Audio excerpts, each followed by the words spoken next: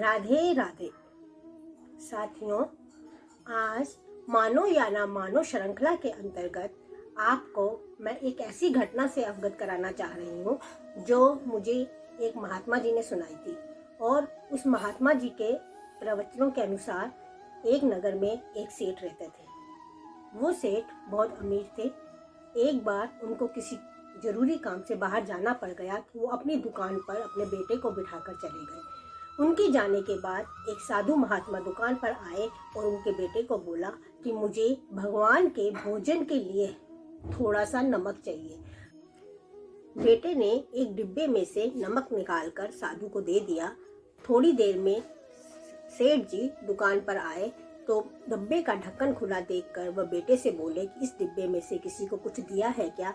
तो बेटे ने तुरंत बोला कि हाँ, साधु महात्मा आए थे तो मैंने उन्हें नमक दे दिया। तो साधु सेठ जी का माथा ठनक गया और वो दौड़े दौड़े मंदिर गए और उन्होंने देखा कि महात्मा जी भोजन ग्रहण करने ही वाले थे। तो वो जोर से चिल्लाए कि इस भोजन को खाना मत, इसमें जहर है।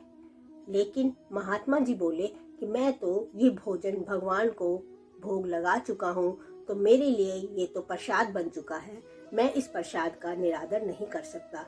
और सेठ जी के लाख मना करने पर भी महात्मा जी ने वो भोजन ग्रहण कर लिया। सेठ जी आधे घंटे तक वहीं बैठे रहे कि अगर महात्मा जी को कुछ होता है तो कम से कम मैं उन्हें डॉक्टर या वैद्य के पास लेकर तो जा सकता हूँ। इसलिए वो उनकी वहाँ बैठकर निगरानी करते रहे। लेकिन आधे घंटे बाद सेठ जी क्या देखते हैं कि मंदिर के मूर्ति का जो विग्रह था उसके 2 टुकड़े हो गए। तो 2 साथियों, भगवान जी ने उस महात्मा जी के विष को आत्मसात कर लिया और अपने भक्त को विश्वास को बनाए रखा और अपने भक्त पर आँच नहीं आने दी। तो ये मेरे भगवान का चमत्कार ही है।